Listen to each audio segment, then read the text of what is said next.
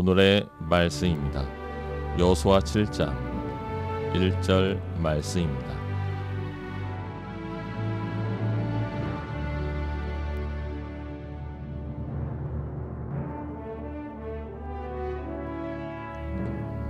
이스라엘 자손들이 온전히 바친 물건으로 말미암아 범죄하였으니 이는 유다 지파 세라의 증손 삽디의 손자 갈미의 아들 아간이 온전히 바친 물건을 가졌습니다. 여호와께서 이스라엘 자손들에게 진노하시니라. 다양한 삶의 이야기, 내 삶에 누구에게도 말 못할 이야기들 겹겹이 쌓여 그 어떤 소망이 없을 때에도 오직 하나님을 향하여 나의 삶의 방향 고정하고 오직 하나님만을 예배하기 위하여 이 자리에 모이신 여러분을 주님의 이름으로 환영합니다. 이 자리에 계신 분들은 나의 연약함 가운데 하나님의 도우심만을 간절히 바라보시는 분들도 계시고요. 요사이 내 삶에 하나님께서 베푸신 그 은혜가 감사하여 하나님을 향한 온전한 찬양과 예배 드리고자 하는 마음으로 이 자리에 나오신 분들도 계실 거예요. 여기 또 앞에 보니까 어제 밤에 아빠가 된 형제도 있습니다. 얼마나 좋을까요? 예배 마치면 알게 되실 거예요. 오늘은 너 하나님의 사람아 19번째 시간 믿음의 사람은 작은 것에서 판가름 납니다 라고 하는 제목으로 우리 인생을 향하신 하나님의 마음 함께 살펴보도록 합니다. 여러분, 오늘 본문의 말씀은 어찌 보면 처음에는 조금은 억울한 심정으로 읽어내는 것이 마땅합니다. 여러분, 그저 멍하니 의미 없이 정신 놓고 말씀을 읽는 것보다 때때로 그 말씀을 실제하는 나의 삶에 비추어 보아 왜 그럴까? 왜 하나님께서는 이렇게 일하실까라고 하는 답답함으로, 때로는 탄식으로, 때로는 억울함으로 말씀을 읽는 것이 저는 훨씬 더 낫다라고 여깁니다. 왜 그래요? 하나님께서는 우리의 모든 답답함에, 우리의 모든 억울함에 늘 언제나 답하실 수 있는 분이시기 때문에 그러하죠. 오늘 본문의 말씀에 보니까 아간이라고 하는 한 남자가 등장하고 있고요. 이 한 사람의 범죄함 때문에 이스라엘 전체의 패배의 역사, 특별히 전쟁에서 패배하는 아픔의 역사가 일어나는 것을 우리가 보게 됩니다. 보통 이런 장면을 보면 우리는 연대, 책임, 공동체 같은 단어를 이야기하지만 말이 좋지. 여러분, 내가 그 일을 벌이지 않았는데 그 일에 대한 책임을 내가 져야 되고 그 책임이 심히 무겁고 아프다면 누가 그 일을 기쁘게 감당하겠습니까? 여러분 경험이 있으시잖아요. 어릴 적 내 동생이 잘못했는데 왜 엄마는 동생과 나를 한꺼번에 묶어서 때리셔야만 했는지, 학교 선생님 말 안 듣는 아이만 혼내면 되지 왜 모든 아이들을 손들게 하시다가 또 화가 나서는 아이들을 전부 다 그렇게 때리셔야만 했는지 생각해보면 그 모든 이야기들이 우리에게는 억울하게 생각되어집니다. 왜 도둑질한 아간 한 사람만 하나님께서 벌하시면 되지 왜 이 한 사람 때문에 하나님께서는 모든 사람들이 피해를 입게 하십니까? 저는 오늘 이 시간 우리는 공동체이다, 우리는 하나이다 이런 이야기 안 하려고 합니다. 사실 나 하나도 오늘 내 자신을 온전히 세우는 것이 참으로 힘든 형편이에요. 그러한 형편 가운데 다른 사람들까지 책임지기에는 그러한 여력이 내게 남아있지 않습니다. 그런데 여러분, 한번 생각해 보세요. 오늘 본문의 말씀을 읽을 때 우리 마음에 억울함이 생기는 이유가 무엇입니까? 오늘 우리가 이 말씀을 읽으면서 우리가 억울해하는 이유는요, 내 생각에 나는 적어도 도둑질한 아간이 아니라고 하는 생각 때문에 그러한 것이죠. 나는 적어도 아간 때문에 손해를 보게 되어지는 이스라엘 사람들 가운데 하나라고 생각하기에 우리는 억울하다 생각하는 것이 아닙니까? 그러나 오늘 본문의 말씀에 눈에 보이는 사실 너머에 있는 진짜 진실이 무엇인지, 오늘 사건에 담겨져 있는 하나님 아버지의 마음을 함께 따라가 보도록 하죠. 오늘도 조금 여러분 집중하셔서 말씀을 잘 따라오셔야 됩니다. 특별히 오늘 말씀은요, 우리가 믿음의 삶을 살아갈 때 우리의 믿음의 삶을 가름하게 되어주는 작지만 엄중하고 무거운 중요한 신앙의 원리를 함께 살펴보도록 하겠습니다. 오늘 본문의 말씀 1절 말씀은 7장 전체를 요약하는 중요한 말씀이 되어지는데, 그러한 의미에서 우리가 함께 1절 말씀 읽어보도록 하죠. 함께 읽습니다. 이스라엘 자손들이 온전히 바친 물건으로 말미암아 범죄하였으니 이는 유다 지파 세라의 증손 삽디의 손자 갈미의 아들 아간이 온전히 바친 물건을 가졌습니다. 여호와께서 이스라엘 자손들에게 진노하시니라. 아멘. 이 1절 말씀은 7장 전체를 요약하는 가장 중요한 핵심적인 말씀입니다. 그리고 이 말씀 가운데는 2번 반복되어지는 표현이 나오는데 무엇이죠? 온전히 바치다라고 하는 표현이 2번 반복되어지네요. 이 말씀에 담겨져 있는 의미를 우리가 조금 생각해 봐야 할 것 같습니다. 여기서 온전히 바치다라고 하는 의미는요, 내게 남아있는 것이 전혀 없다라는 것이에요. 그래서 온전히 바치다라고 하는 것은요, 죽다, 죽이다라고 하는 의미를 이 안에 내포하고 있는 것입니다.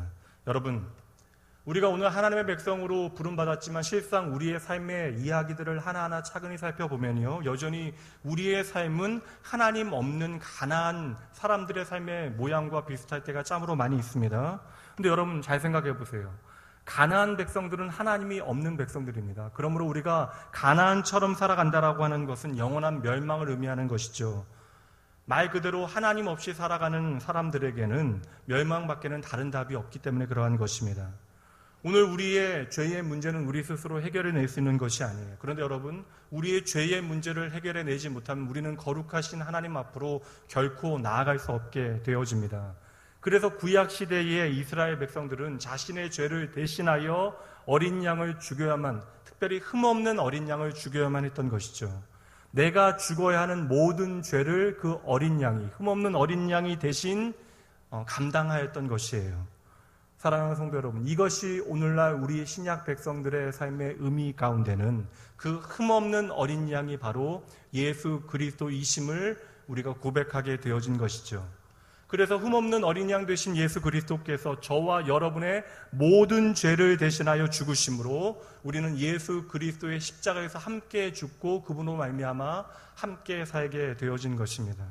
그러면 여러분, 하나님께서 가나안 땅에서 나온 모든 것을 온전히 바치라라고 말씀하신 것은 그 물건에 대하여, 그 물질에 대하여 하나님께서 욕심을 가지신 것이 아니라 하나님을 온전히 불순종하는 가나안의 모든 것들을 하나님 앞에 맡겨드림으로 이제는 세상이 아니라 하나님께서 책임지시는 믿음의 삶을 이스라엘 백성들이 살아가야 한다라고 하는 것을 말씀하시는 것이죠. 그래서 하나님께서는 가나안의 첫 번째 전쟁을 이스라엘 백성들이 싸우는 전쟁이 아니라 하나님께서 싸우시는 전쟁으로, 또한 그 땅에서 얻어진 모든 것들을 하나님 앞에 온전히 맡겨드리는 전쟁으로 명령하셨던 것입니다.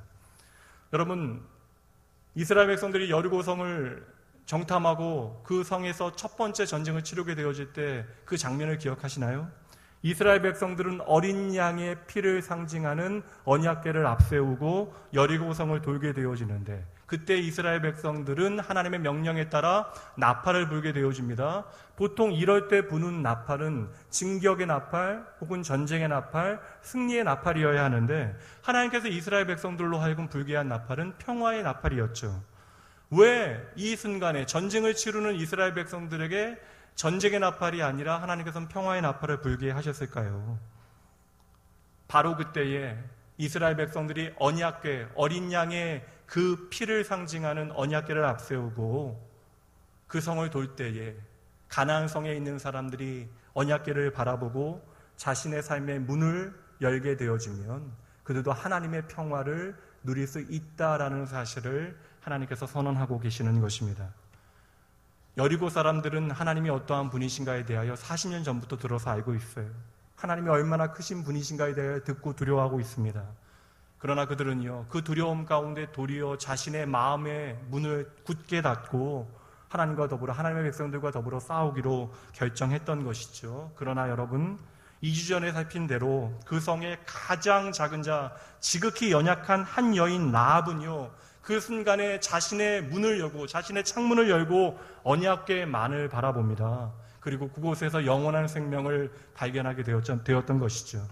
바로 그때 하나님의 평화, 하나님의 샬롬, 하나님의 구원이 그 작은 여인에게 임하게 되어졌던 것입니다. 그래서 우리는 라합과 같이 우리의 삶을 온전히 하나님 앞에 맡겨드리는 삶을 살아가야 하는 거예요. 우리의 인생의 문을 하나님을 향하여 열어 놓아야 하는 것이죠. 특별히 예수 그리스도를 통하여 우리에게 보여주신 그 십자가의 죽음의 이야기에 우리는 집중해야 하는 것입니다. 왜 그래요? 예수님께서 저와 여러분을 위하여 죽으시지 아니하시면 우리는 하나님 안에서 다시 살 수 없기 때문에 그러한 것입니다.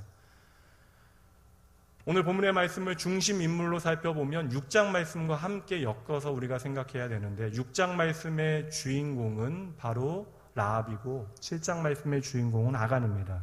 그리고 여호수아는 의도적으로 6장에 라합과 7장에 아간을 두고서 그 안에 메시지를 담아내고 있는 것이죠.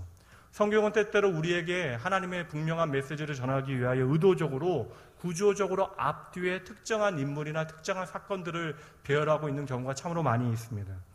요한복음에서는 3장 말씀에 예수님을 찾아왔던 부자인 니고데모의 이야기, 4장에서는 예수님께서 친히 찾아갔던 아무것도 가지지 않았던 5명의 남자가 있었으나 지금 6번째에 있는 그 남자조차도 나의 남편이 아니었던 그 사마리아 성의 한 여인의 이야기를 통하여 하나님의 나라와 하나님의 구원이 무엇인지를 우리에게 분명히 보여주고 있는 것이죠. 오늘 본문의 말씀 여호수아 7장과 그 앞에 있는 6장이 그러합니다. 그리고 6장의 라합과 7장의 이 아간을 통해서 하나님께서 분명한 메시지를 전하시는데 그 가운데 계속해서 반복되어지는 개념이 온전히 바치다라고 하는 그러한 말씀이 계속해서 반복되어져요. 라합과 아간을 비교하고 있는 것입니다. 그렇다면 우리가 해야 할 일은 오늘 이 시간 여기에 담겨져 있는 하나님의 메시지가 무엇인지에 대하여 조금 집중해 봐야죠. 먼저 라합에 대해서 살펴보죠. 6장 25절 말씀 봅니다. 가족을 부양하기 위하여 몸을 팔아 생계를 책임져야만 했던 절대적인 기구한 운명의 한 여인 라합에 대하여 성경은 이렇게 말합니다. 25절이에요. 여호수아가 기생 라합과 그의 아버지의 가족과 그에게 속한 모든 것을 살렸으므로 그가 오늘까지 이스라엘 중에 거주하였으니. 그럼 아간에 대한 설명을 보도록 합니다. 7장으로 넘어오시고요. 7장 25절과 26절 말씀입니다. 여호수아가 이르되 내가 어찌하여 우리를 괴롭게 하였느냐 여호와께서 오늘 너를 괴롭게 하시리라 하니 온 이스라엘이 그를 돌로 치고 물건들도 돌로 치고 불사르고 26절 그 위에 돌 무더기를 크게 쌓았더니 오늘까지 있더라. 여호와께서 그의 맹렬한 진노를 그치시니 그러므로 그곳 이름이 오늘까지 아골골짜이라 부르더라. 아멘. 여러분 두 말씀 다 그 결론부에 오늘까지 있더라라고 말씀하고 있습니다. 동일한 구조를 가지고 있어요. 그런데 여러분 라합은 아무것도 가지지 못했던 비참한 운명의 라합은 생명을 얻은 자의 상징이 되어졌고 모든 것을 가졌던 아간은 생명을 잃은 자의 상징으로 기록되어져 있다는 것이죠. 여러분 다시 말씀 보세요. 두 사람을 비교해 보십시오. 라합은 이방의 우상 문화 가운데 멸망과 저주 가운데 비극적인 인생을 살아갈 수밖에 없는 그 비극을 나의 삶에 끌어안고 살아가다가 어느 날 하나님에 대한 소문을 듣게 되어진 것이에요. 그리고 하나님의 구원만을 바라보게 되어집니다. 40년을 기다렸어요. 그리고 하나님의 구원의 소식이 내 눈앞에 보여지자 자신의 인생의 문을 열어놓습니다. 그리고 그를 통하여 생명을 얻게 되어졌던 것이죠. 그러나 아간은 어떠합니까? 아간에 대한 특별한 설명이 기록되어져 있는데요. 여러분 아간은 참으로 비범합니다. 1절 말씀 보시죠. 7장 1절입니다. 중간에 보면 아간에 대한 설명이 나와요. 유다 지파 세라의 증손 삽디의 손자 갈미의 아들 아간. 성경 어디에도요. 성경 아주 가끔씩은 읽으시잖아요. 여러분 성경 어디에도 증조 할아버지 때부터 그에 대하여 설명하기 위하여 차근차근 설명하는 인물을 찾아보기가 거의 힘듭니다. 이것은 아간이 얼마나 좋은 집안의 사람이었는지 하나님을 참으로 경유하는 집안의 사람이었는지를 우리에게 보여주고 있는 것이에요. 아간은 어느 지파입니까? 유다 지파예요. 예수님께서 오셨던 지파이죠. 유다라는 말 자체가 찬양하다라고 하는 뜻입니다. 그리고 성경에 보면요, 예언서에 보면 선지서에 보면 이스라엘 전체를 유다라고 부르고 있는 장면이 많이 등장하고 있어요. 그만큼 대단하고 중요한 지파입니다. 보세요. 증조 할아버지 세라의 이름의 뜻은요, 씨를 뿌리다라고 하는 의미, 아마도 그를 통하여 하나님을 향한 참된 경외하는 믿음이 시작되어진 것으로 보입니다. 그리고 할아버지의 이름은 삽디인데 삽디라는 뜻은 선물, 특별히 기쁨의 선물이라고 하는 뜻입니다. 게다가 아버지의 이름 갈미는요, 풍성한 열매, 포도 열매라고 하는 의미가 그의 이름에 있는 것이에요. 그럼 여러분 잘 보세요. 씨를 뿌리고 기쁨의 선물이 주어지고 풍성한 열매를 맺었습니다. 이제 남은 것은 무엇이에요? 농사를 안 지으시니까요. 그것을 기쁨으로 거두어 드리는 일만 남아있는 것이잖아요. 이제 하나님과 허락하시는 것을 누리는 것이 이제 남아있는 것이잖아요. 그리고 이 가문에 대한 설명은 18장 말씀에서도 다시 한번 반복이 되어져요.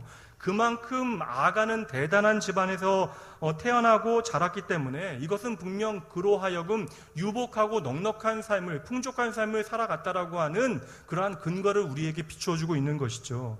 그런데 여러분, 아간이라고 하는 이름의 뜻은 오늘날 우리들에게 이스라엘을, 하나님의 백성을 괴롭게 하는 자라고 알려져 있습니다. 아간과 라합은 그 출신 배경 자체부터가 비교가 안 돼요. 그런데 라합은 생명을 얻었고 아간은 생명을 잃어버립니다. 여러분, 우리는 원래부터 아간과 같은 사람이 아니었잖아요. 어찌 보면 라합과 같은 쪽에 속해 있는 사람이 저와 여러분입니다.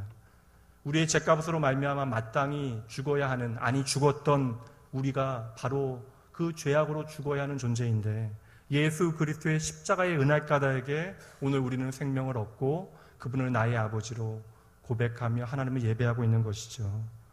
오늘 하나님께서는 라합과 아간을 통하여 하나님의 용서가 무엇인지, 하나님의 구원과 은혜가 무엇인지를 오늘 저와 여러분에게 분명하게 보여주고 있는 거예요.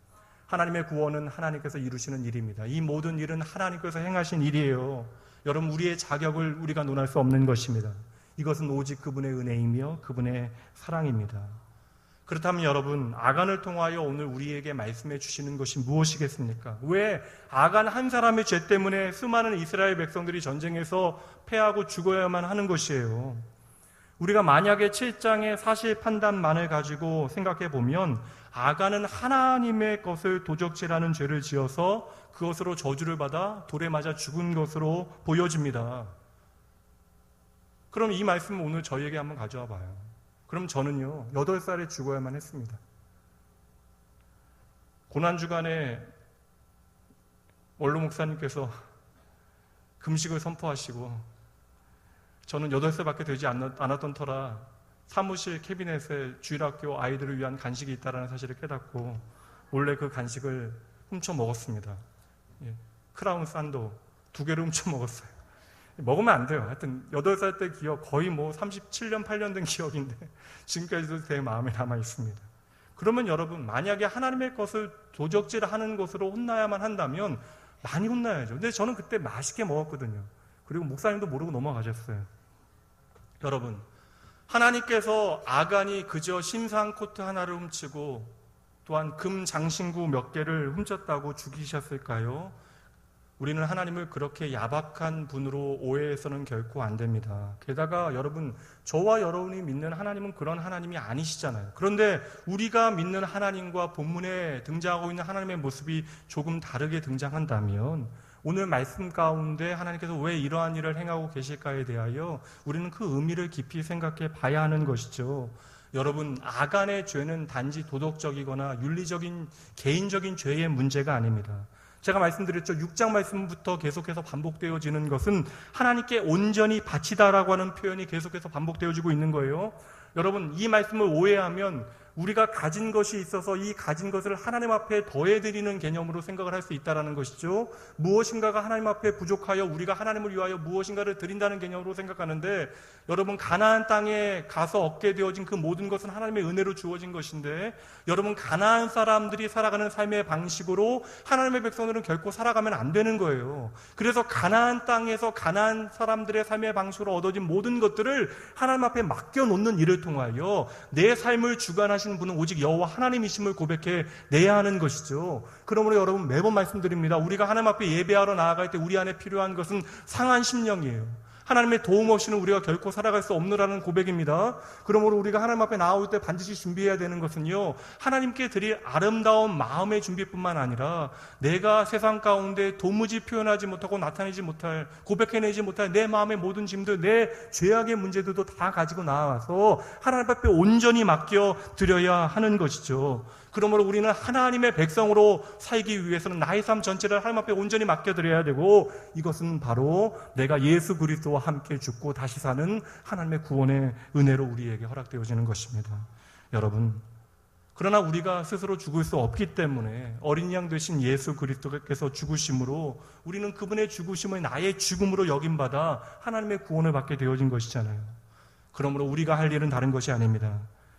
나의 죄를 온전히 하나님 앞에 맡겨드리고 하나님의 언약궤 예수 그리스도의 십자가만을 믿음으로 바라보면 되는 것이죠. 아간의 실수가 무엇이에요, 여러분? 아간은 분명히요, 내 손에 들려있는 것이 세상의 가치로만 보여졌을 거예요. 단지 외투 한 벌과 금은 장신구 몇 조각이라고 생각했을 것입니다. 그는 그저 옷 한 벌과 장신구 몇 개를 챙긴 거예요. 아간은 가진 것이 부족한 사람도 아닙니다. 그리고 그것을 그렇게 심각하게 생각하지도 않았을 것이에요. 그러나 아간은요, 하나님의 백성이 이제 가나안에 들어와 하나님의 백성을 하나님의 말씀에 순종하는 삶을 살아가야 하는데 그 시작부터 하나님의 말씀을 어기고 하나님의 말씀을 기억하지 않은 삶을 살기로 작정한 것입니다. 구약 성경에서 하나님의 말씀은요, 하나님 자신을 우리에게 보여주시는 거예요. 그러므로 아간은 단지 외투 한 벌을 도둑질한 것이 아닙니다. 아간은 하나님을 버린 것이죠. 여러분, 아담과 하와를 보면서 우리가 억울할 필요가 없어요. 아담과 하와는요, 내 눈에 보기에 먹기 좋은 과일 하나를 먹은 것이 아닙니다. 그 일을 통하여 아담과 하와는 하나님을 버린 것이죠. 하나님 없이 살면 죽음인데 스스로 그 죽음의 길을 선택한 것입니다. 그럼에도 불구하고 하나님께서는 우리의 연약함을 다 아시고 이미 창세 전에 우리를 위한 구원의 길 예수 그리스도의 십자가를 준비해 두셨던 것이죠. 그러므로 여러분, 예수 그리스도의 십자가를 바라보는 사람만이 생명을 발견한 사람입니다. 예수 그리스도의 십자가를 통하여 생명을 발견한 사람만이 오직 하나님을 예배할 수 있게 되어지는 거예요. 여러분, 믿음의 문제를 가볍게 여기지 마십시오. 믿음의 문제는 생명의 문제이기에 결코 우리는 이 세상 가운데 이 믿음의 문제에 대해서는 타협할 수 없는 거예요. 양보하시면 안 되는 것입니다. 그런데도 우리는 연약해서 때때로 이 믿음의 문제를 끊임없이 세상과 저울질합니다. 왜 그래요? 하나님의 약속의 말씀을 우리가 어느새 잊어버렸기 때문에 그러한 것이죠.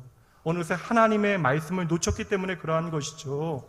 그러므로 여러분 잘 보셔야 됩니다. 오늘 아간의 문제는요, 도둑질이 아니에요. 오늘 아간의 문제는요, 나의 인생의 기초가 어디에 놓여 있는가에 대한 증명입니다. 우리의 인생의 기초를 어디에 두고 살아가는가에 대한 문제가 바로 아간과 라합의 차이를 만들어냈던 것이죠. 여러분, 생명의 문제가 어떻게 적당이라는 것이 가능하겠어요? 우리의 생명을 좌우하는 믿음의 문제에 우리가 어떻게 적당이라고 하는 이야기를 갖다 붙이겠습니까? 오늘 우리는 쉽게 생명을 위하여 살아간다라고 이야기하지만 날마다 생명의 문제를 하나님 앞에서 확인하는 것이 아니라 세상과 타협하며 결정합니다. 우리는 예수 그리스도 안에 오직 생명이 있다라고 고백하지만 그리스도 없는 곳에서 생명을 얻고자 그렇게 살아가는 것이죠. 그렇다면 여러분, 오늘 본문의 말씀을 다시 한번 보세요. 정말 여러분, 아간이 저지른 그 죄 하나 때문에 이스라엘 백성들이 패배한 것입니까? 아니에요. 그렇지 않습니다. 이제 1절 말씀에 이어지는 2절과 3절 말씀 볼 거예요. 이 말씀 읽고 나시면 하고 깨닫게 되어주실 것입니다. 제가 먼저 읽습니다. 여호수아가 여리고에서 사람을 베델 동쪽 벳 아윈 곁에 있는 아이로 보내며 그들에게 말하여 이르되 올라가서 그 땅을 정탐하라 하매 그 사람들이 올라가서 아이를 정탐하고 여호수아에게로 돌아와 그에게 이르되, 함께 읽습니다. 백성을 다 올라가게 하지 말고 2,3,000명만 올라가서 아이를 치게 하소서. 그들이 소수이니 모든 백성을 그리로 보내어 수고롭게 하지 마소서 하므로. 여러분 보이십니까? 아간 개인의 범죄 때문에 이스라엘 백성들이 전쟁에서 패배했다면 여러분, 아간의 범죄 다음에 이스라엘 백성들이 전쟁에서 패배했다라고 하는 이야기가 연결되어야 돼요. 이것이 인과론입니다. 원인과 결과는 그렇게 붙어서 나와야만 하는 것이죠. 그런데 그 사이에 여호수아 스스로 어떠한 사건을 기록하고 있죠? 정탐군과 자신이 나눈 대화를 그 안에 등장시킵니다. 여러분, 아간은 한 개인을 상징하는 것이 아니에요. 아간은 이스라엘 전체를 상징하는 것이고 오늘날도 하나님이 생명이라고 고백하면서 생명 없는 곳에서 생명을 찾는 모든 사람들, 저와 여러분을 상징하고 있는 것이죠. 아간의 범죄는요, 바로 이스라엘의 마음이 무엇인가를 보여주고 있는 것입니다. 아간만 하나님 앞에 온전히 바치지 못한 것이 아니라 이스라엘 백성 전체가 하나님 앞에 온전히 바치지 못하였음을 하나님께서는 깨닫게 하시려고 아간의 범죄를 들추어 내시는 것입니다. 그러므로 여러분, 아간이나 이스라엘이나 오늘 저나 여러분이나 다 똑같다라는 거예요. 모두가 다 하나님을 잃어버렸다라는 것입니다. 여리고의 성공에 취해서 그 성공이 나의 성공으로 착각하고 있는 것이죠. 여리고의 성공 가운데 하나님은 잊어버리고 어느새 하나님으로부터 주어진 것들에 나의 모든 시선을 빼앗겨 버린 것입니다. 여러분, 불과 며칠 전만 해도 하나님을 향한 가난한 마음이 그들 가운데 가득했잖아요. 하나님께서 나를 도와주시지 아니하시면 나는 죽을 수밖에 없노라는 고백이 여호수아의 삶 가운데, 이스라엘 백성의 삶 가운데 있었잖아요. 그래서 하나님의 말씀에 순종할 그때에 하나님께서 나의 삶을 주관하신다는 믿음으로 그들은 그 모든 말씀에 순종했잖아요. 그것이 바로 상한 심령이고 가난한 마음이었던 것입니다. 그런데 어느새 며칠이 지나지 않아 그들의 가난한 마음이 전부 사라져버린 것이에요. 그리고 하는 말이 무엇입니까? 아이성이 아무것도 아닙니다. 우리가 수고롭게 다 올라갈 필요가 없습니다. 여리고성에 비교하면 아이성은 너무나 작습니다. 그저 사람을 2-3천 명만 뽑아서 수고롭지 아니하게 그들만 올려 보내소서. 여러분, 어떻게 왜 이러한 말을 하게 되어지는 것이에요? 눈을 뜨고 보니까 아이성이 아무것도 아닌 것처럼 보여졌던 것이에요. 우리가 여리고성도 무너뜨렸으니 아이성은 충분히 이겨낼 수 있다라고 판단한 것입니다. 그러나 여러분, 기억하시잖아요. 그들이 여리고성에서 승리하기 위하여 행한 일이 무엇이었습니까? 언약궤를 앞장세우고, 예수 그리스도의 십자가를 상징하는 언약궤를 앞장세우고 그들은 그저 침묵하며 두려워하며 돌았을 뿐이에요. 그리고 나팔을 불었을 뿐입니다. 그런데 하나님께서 그들에게 승리를 허락하신 것이죠. 이 모든 전쟁은 하나님께서 치르신 것이고 이 모든 승리는 하나님께서 이루어내신 거예요. 모든 것은 하나님께서 하셨습니다. 그들도 물론 입으로는 모든 것 하나님께서 하셨습니다라고 고백했겠죠. 그런데 그들의 마음 중심에는 어느새 하나님께서 하신 일들은 잊어버리고 자신이 얻어낸 것에만 집중하게 되어지는 거예요. 내 손에 들려있으니 이것이 나의 것으로 착각되어지는 것입니다. 그래서 하나님의 은혜로 허락되어진 여리고의 승리에 도취되어져서 이제 다시 이스라엘 백성들이 가나안 땅에서 세상의 가치, 가나안의 가치로 돌아가 버린 것이죠. 다시 말씀드리면 온전히 바치지 아니한 것입니다. 성경적인 표현으로 바꾸었으면 옛사람의 나쁜 기질, 그들의 조상이 가졌던 애굽의 죄의 사슬에 매이는 길로 그들이 스스로 걸어간 것입니다. 그래서 그들이 집중하게 되어진 현상이 무엇이에요? 숫자에 집중하는 것이죠. 수가 많다 적다, 이들은 우리가 이길 수 있다 이길 수 없다. 세상에 가장 강력한 이데올로기가 사라진 시대라고 이야기하지만 이 시대에도 이데올로기는 있어요. 이 시대의 가장 강력한 이데올로기가 무엇입니까? 물질이잖아요. 돈의 가치이잖아요. 그래서 모든 물질, 돈의 가치가 바로 답이라고 인생들은 믿으며 살아가잖아요. 더 쉽게 이야기하면 얼마면 되냐는 가치입니다. 그러나 여러분, 하나님께서 가장 미워하시고 싫어하시는 것이 바로 이러한 세상의 힘의 논리에 따라 살아가는 것을 하나님께서는 가장 미워하십니다. 지금 아간이나 이스라엘 백성들이나 인생의 기초를 엉뚱한 곳에 쌓고 있는 것이죠. 여러분, 계속해서 말씀드립니다. 하나님께서 우리에게 원하시는 것은 우리의 인생의 집을 얼마나 멋지게 짓느냐에 있는 것이 아니에요. 그 집을 어디에 짓느냐 하는 것에 하나님께서는 관심을 두십니다. 우리가 아무리 멋진 집을 짓는다 할지라도 그 집을 모래 위에 짓느냐 아니면 반석 위에 짓느냐에 따라 그 인생의 토대 가운데 우리의 삶의 방향이 결정나는 거예요. 정말 중요한 문제입니다. 우리가 이 땅 가운데 모든 사람들이 부러워하는 크고 멋진 인생의 집을 지어낸다 할지라도 모래 위에 쌓으면 나중에는 다 무너지게 되어져요. 세상 사람들은 그것을 칭송할지라도 하나님의 계산에는 단 하나도 계산되어지지 않는 것이죠. 사랑하는 성도 여러분, 믿음의 사람, 하나님의 사람, 하나님의 교회는요, 상대가 많던 적던, 내가 강하던 약하던 그것이 여러분 아무 상관이 없어져야 하는 거예요. 날마다 우리는 그것을 배워가야 하는 것입니다. 우리가 싸워야 하는 모든 영적인 전쟁의 승리의 원리는 단 한 가지입니다. 이것이 과연 하나님의 은혜로 싸우는 전쟁인가? 우리는 이것을 날마다 점검해야 하는 것이죠. 여러분, 우리가 하나님을 믿노라 이야기해요. 하나님이 우리의 인생의 전부라고 이야기합니다. 그런데 우리는 어느새 또다시 우리의 인생의 토대를 세상의 의미 없고 허망한 모래 위에 짓고 있는 것이 아닐지 여러분 이 한 시간 돌아보셔야 하는 것이에요. 우리가 세상의 가치 위에 그런 숫자의 논리 위에 우리의 인생의 집을 쌓아가며 내가 잘 살고 있노라 착각하고 있을 수도 있다라는 거예요. 그러나 여러분 하나님 없는 인생은요 결국 다 무너지게 되어지는 것입니다. 오늘 우리의 삶의 자리에서 여러분 그러므로 다시 한번 여리고의 은혜가 무엇인지를 기억해내셔야 돼요. 여리고의 은혜가 무엇이에요? 하나님께서 다 하셨다라는 것이죠. 그러므로 우리가 여리고의 은혜 앞에서 드려야 되는 우리의 반응은 무엇입니까? 오직 감사해요. 내가 어떻게 홍해를 건넜는지, 내가 어떻게 광야에서 살아냈는지, 내가 어떻게 요단을 건너고 여리고를 이겼는지 기억해야 합니다. 그래야 우리가 라합처럼 내 인생의 아름다운 부분뿐만 아니라 가장 더러운 부분까지도 다 열어 하나님 앞에 온전히 맡겨드리고 내 마음의 문을 열어 하나님의 구원을 향할 수 있게 되어지는 것이죠. 그리고 하나님께서는 그 가난한 마음에게 언제나 하나님의 나라를 허락하십니다. 여러분 이 시간 이 자리에 있는 저와 여러분에게 우리 아버지 하나님께서 원하시는 진정 원하시는 한 가지가 무엇일까요? 물론 도덕적으로 우리가 흠없고 성결한 삶을 살아가는 것 중요합니다. 우리가 열심히 살고 정직하게 일해서 이 땅에서 아름다운 성공들을 이루어내는 것도 하나님께서 기뻐하실 거예요. 그러나 여러분 그것과는 비교도 되지 않는 더 높은 가치가 있어요. 하나님이 원하시는 것이 있습니다. 그것은 바로 내 인생의 주인이 오직 여호와 하나님 한 분뿐이라는 사실을 인정하는 것이죠. 하나님은 끊임없이 두려워하는 여호수아를 찾아오시잖아요. 심지어 믿음의 사람 여호수아조차도 하나님이 사령관 되신다는 사실을 잊어버렸어요. 그때마다 하나님은 여호수아를 찾아오시어 두려워 말라 말씀하십니다. 그리고 내가 너의 편에 서는 것이 아니라 네가 나의 편에 서는 것이 중요하다라고 말씀하세요.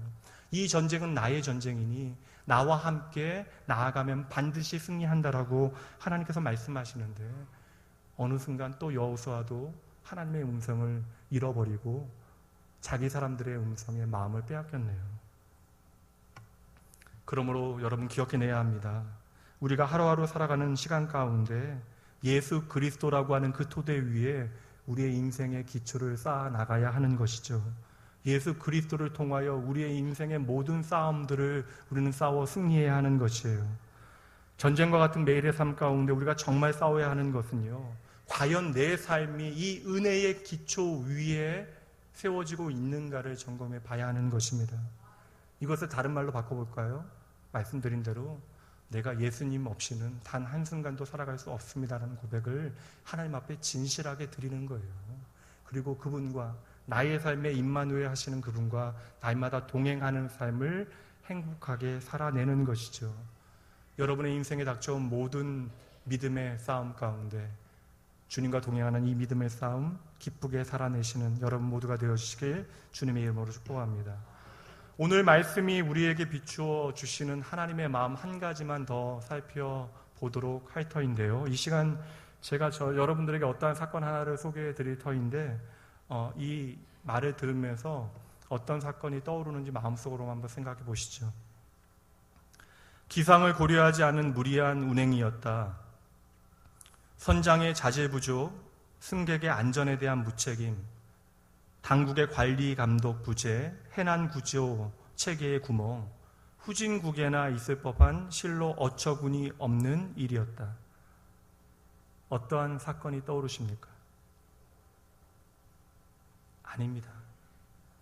이 기사는 이 사건에 대한 기록은 1993년 10월 10일 서해 페리오가 침몰할 그때에 사건이 마무리되어지고 국가기록원에서 기록한 내용의 일부예요.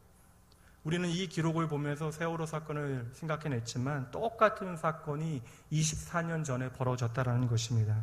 그리고 이 사건에 대한 원인을 국가기록원에서조차 정확하게 기록해 두었어요.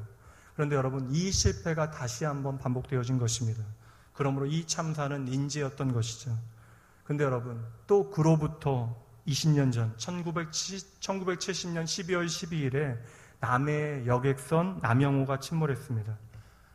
그때에도 똑같이요, 탑승 인원보다 100명이 더 많은 인원이 타고 있었고요, 적재 가능 화물량의 170%를 더 실었습니다. 그러니까 1.7배의 적주의 화물을 싣고 100명의 사람을 더 싣고 가다가 그 배가 침몰하여 326명이 죽고 단 12명이 살아났습니다. 또 그로부터 20년 전 1953년 1월 9일 여수항으로부터 부산을 향하던 창경호도요. 오래된 화물선을 불법으로 여객선으로 개조하여 운행하던 중에 그 사고로 300명에 가까운 사람들이 안타까운 죽음을 맞이하게 되어졌어요. 여러분, 이렇게 안타까운 참사가 반복되어지는 가운데 제 눈안에 들어온 사실은요, 우리는 너무나 쉽게 이 모든 사건들에 대하여 잊었고 또한 문제는 하나도 바뀌지 않았다라는 것입니다. 여러분, 60년 동안 똑같은 참사가 똑같은 모양으로 4번이나 벌어졌음에도 불구하고 누구도 기억하지 않았고 누구도 바꾸려 하지 않았다라는 것이, 모든 사람들이 가슴 아파했지만 배워야 했던 교훈을 배우지 못한 것이죠. 여러분, 실패했기 때문에 실패가 아닙니다. 진짜 실패는요, 실패 가운데 배우지 않는 것이 실패인 것이죠. 이스라엘 백성들은 오늘 실패의 위기 가운데 있어요. 근데 여러분, 위기라고 하는 단어의 두 번째 글자 기는요, 기회 기자예요. 위기에는 그렇게 또 다른 기회가 담겨지는 것입니다. 많은 사람들이 내 삶의 오늘의 위기 때문에 넘어지고 포기하게 되어집니다. 그러나 여러분, 하나님의 사람들에게는요, 실패의 위기가 위기로만 끝나게 되어지지 않는다는 사실을 여러분 기억하셔야 됩니다. 여러분, 이 차이를 보는 것이 인생의 방향을 바꿔놓게 되어지는 것이에요. 오늘 이스라엘 백성들에게 주어진 이 모든 사건이 단지 우리가 사건만 놓고 보면 하나님의 심판으로 보여집니다. 그러면 여러분, 하나님의 목적이 심판입니까? 결코 아니에요. 도리어 하나님께서는 이제 가나안 땅에서 하나님의 백성으로 살아가야 되는 이스라엘 백성들의 그 삶을 위하여 중요한 레슨, 중요한 가르침을 그들에게 주고 계시는 것이죠. 반드시 이 실패의 위기 가운데 이스라엘 백성들이 배워내야 하는 성도의 삶의 이야기가 있는 것입니다. 오늘도 마찬가지입니다. 우리의 삶 가운데 당장 위기라 여겨지는 일들이 있을 수도 있어요. 내 가정에, 내 사업장에, 내 회사에, 내 자녀와 또한 내 자녀의 삶 가운데 이러한 이야기들이 계속되어질 수 있습니다. 그러나 여러분, 이것이 결코 실패가 아니라는 사실을 우리가 기억해야만 하는 것이죠. 도리어 이것은 우리의 삶에 새로운 기회를 열어놓으시는 하나님의 일하심임을 믿음으로 바라봐야만 하는 것이에요. 도리어 우리가 힘겹다, 그리하여 내가 아무것도 할 수 없다라고 여겨지는 그 순간에 도리어 하나님 아버지를 바라보고 이 순간이 도리어 하나님의 일하심의 기회가 되어짐을 믿는 것이 바로 믿음의 백성들의 삶의 태도가 되어져야 하는 것입니다. 여러분, 좌절하실 필요 없어요. 하나님의 사람이었던 여호수아, 끊임없이 하나님께서 찾아오셔서 그를 다듬어 가심에도 불구하고 오늘도 여전히 연약합니다. 여호수아의 반응을 볼까요? 오늘 여호수아가 이 아이성에서의 참담한 실패 가운데 어떠한 고백을 하는지 들어보시죠. 7절 말씀 보세요. 이르되 슬프도소이다. 주 여호와여, 어찌하여 이 백성을 인도하여 요단을 건너게 하시고 우리를 아모리 사람의 손에 넘겨 멸망시키려 하셨나이까. 우리가 요단 저쪽을 만족하게 여겨 거주하였다면 좋을 뻔하였나이다. 여러분, 하나님의 사람 여호수아도 우리가 똑같잖아요.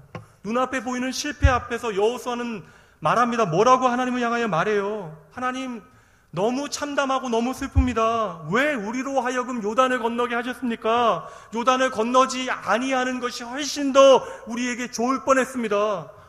여러분, 요단을 어떻게 건너게 되어졌는데요?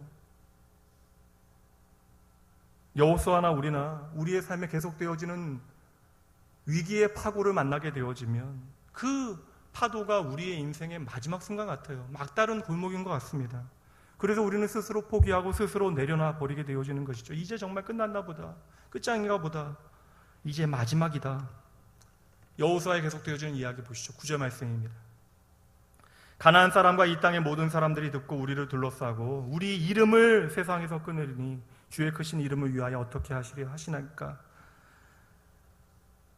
참, 여호수아 뭐라 합니까? 하나님, 우리의 이름을 이 땅 가운데 끊으시려 하십니까? 끝장났대요.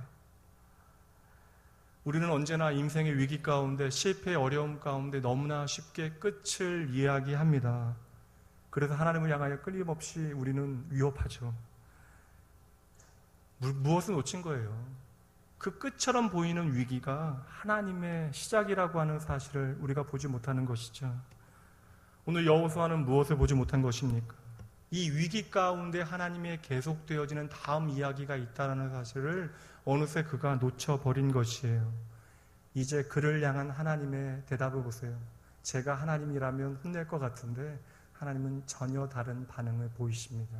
그러니 오늘 말씀은 하나님의 심판이 아니에요. 10절 말씀이에요. 여호와께서 여호수아에게 이르시되 함께 읽습니다. 일어나야 어찌하여 이렇게 엎드려 있느냐. 아멘. 하나님께서 여호수아를 향하여 무엇이라고 말씀하십니까? 여호수아는 지금 끝장이라고 생각하고 자빠져 있는데, 엎드려 있는데 하나님께서는 일어나래요. 이게 끝이 아니래요. 그 다음 답을 하나님께서 여호수아에게 다시 주십니다. 13절 말씀입니다. 함께 읽습니다. 너는 일어나서 백성을 거룩하게 하여 이르기를 너희는 내일을 위하여 스스로 거룩하게 하라. 됐습니다. 여러분 보세요. 하나님께서 오늘 저와 여러분에게 주시는 답이 무엇이에요? 끝장났다고, 이것이 끝이라고 엎드려 있지 말고 일어나래요. 왜요? 내일이 있대요. 하나님께서 허락하시는 저와 여러분의 삶에 내일이 있대요. 그러니 너희는 하나님의 거룩하신 부르심에 믿음으로 응답하래요.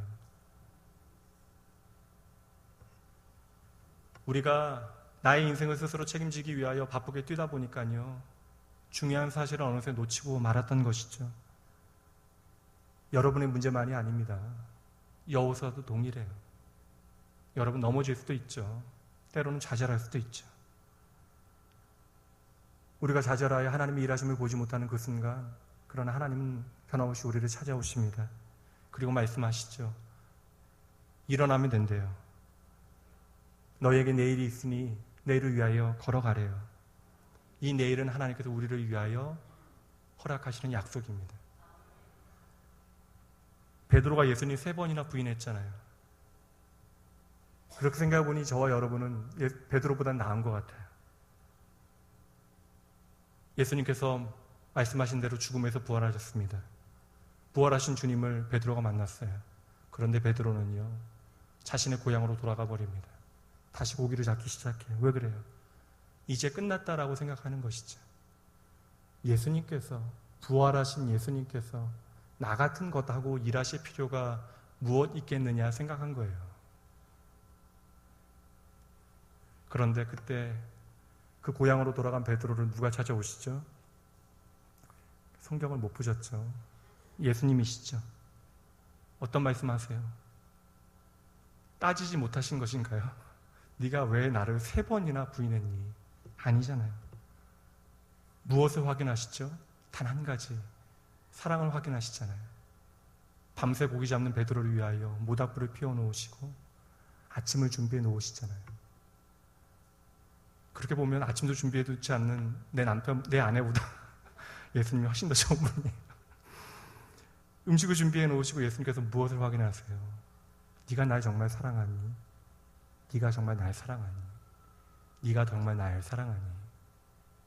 주님을 정말 사랑하는데도 불구하고 환경 가운데 내가 연약하여 주님을 부인하였던 그 3번의 아픈 기억, 예수님께서 회복하시기 위하여 그 사랑을 물으십니다. 그리고 베드로는 다시 한번 내가 주님을 사랑합니다. 내가 주님을 사랑합니다. 내가 주님을 사랑하는 것을 주님께서 잘 아십니다. 주님께서 내 양을 먹이라, 내 양을 치라, 내 양을 먹이라, 다시 그 위대한 사명의 자리로 부르십니다. 그 실패가 끝이 아니었던 거예요. 베드로를 다시 일으켜 세우시는 것이죠. 함께 가자라고 말씀하십니다. 이제 끝장났다라고 이야기하는 베드로를 향하여 내일이 있으니 내일을 함께 준비하자꾸나 말씀하십니다. 여러분, 실패와 낙심의 자리에서 여호수아도 베드로도 오늘 우리도 쉽게 포기할 수 있어요. 우리는 그렇게 연약합니다.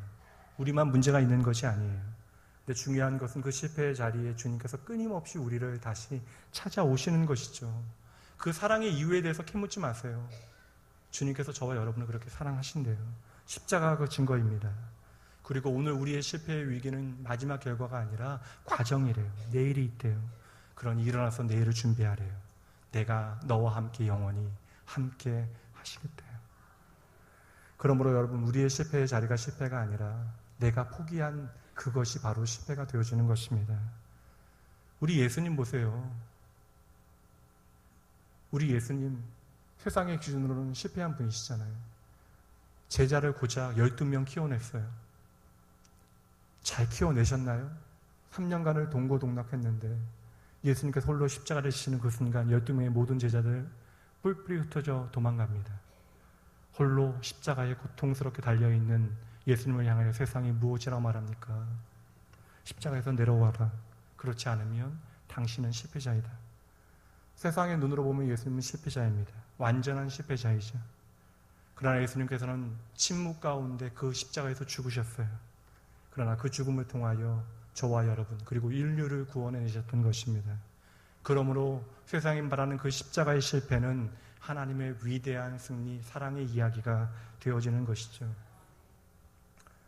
목사인 저도 때때로 실패가 두렵고 실패한 것처럼 여겨져서 힘겨운 순간들이 있습니다. 혹시 이 시간 내 자신이 실패했다라고 여겨지는 분들 계세요? 실패한 남편과 아내, 실패한 아빠와 엄마, 실패한 아들과 딸, 실패한 직장인, 실패한 학생, 실패한 사업가, 심지어 실패한 목회자. 여러분 괜찮아요. 괜찮습니다. 전혀 상관없습니다. 죽음 같은 실패의 구덩이에서 나를 건져내시고 새로운 출발을 하게 하시기 위하여 예수님께서 십자가에서 죽으시고 부활하신 것입니다. 세상은 실패자를 끊임없이 주저앉히려고 하지만 예수님은 언제나 우리를 실패의 자리에서 이렇게 세우십니다. 그리고 우리에게 내일을 이야기해 주시는 것입니다. 그러니 여러분, 오늘 잠깐 실패했다고 주저앉아 계실 필요가 없는 거예요. 너무나 빨리 포기하시면 절대 안 됩니다. 절망의 바닷가에 주저앉아 있었던 베드로를 찾아왔던 주님 기억하셔야 돼요. 오늘 왜 이러한 일이 벌어졌냐고 예수님을 향하여 항변하는 여호수아를 향하여 말씀하시는 하나님을 바라보셔야 합니다. 여러분, 세상이 말하는 실패자 예수님은 우리를 회복하시는 구원자가 되세요. 그렇다면 여러분, 그 예수님께 여러분의 인생의 짐을 좀 맡겨놓으시죠. 예수님의 등은, 예수님의 어깨는 넉넉합니다. 우리의 모든 짐을 짊어질 수 있어요. 도리어 우리가 내가 짊어질 수 없는 그 짐 온전히 주님께 맡겨드릴 때 주님께서는 그것을 기뻐하십니다. 말씀을 마칠게요. 우리가 할 일은 한 가지 같아요. 단 한 가지입니다. 내가 얼마나 하나님의 은혜가 필요한 존재인가, 그것만 기억하십시오. 매일의 삶 가운데 하루하루 내 손에 들려있는 것이 더 많을지라도 이것들과 상관없이 나는 하나님 없이 살 수 없습니다라는 고백이 진해지면 되는 거예요. 하나님께서는 여러분에게 그것을 가장 아름다운 예배로 받으실 것입니다. 오늘의 이야기는 비극처럼 보여요. 아간은요, 아골 골짜기에서 죽게 되어집니다. 그 마지막 말씀에 아골 골짜기는요, 이스라엘에게 가장 슬픈 상처를 남긴 죽음의 골짜기가 되어져요. 그런데요, 하나님의 끝없는 사랑에 대하여 우리에게 말씀해 주고 있는, 내가 얼마나 너를 사랑하는지, 우리가 끊임없이 하나님을 버려도 하나님께서 어떻게 우리를 사랑하시는지를 보여주는 호세아서 말씀에 보면 이 아골 골짜기가 등장합니다. 그 말씀 한 구절만 보도록 하죠. 호세아 2장 14절과 15절 말씀입니다.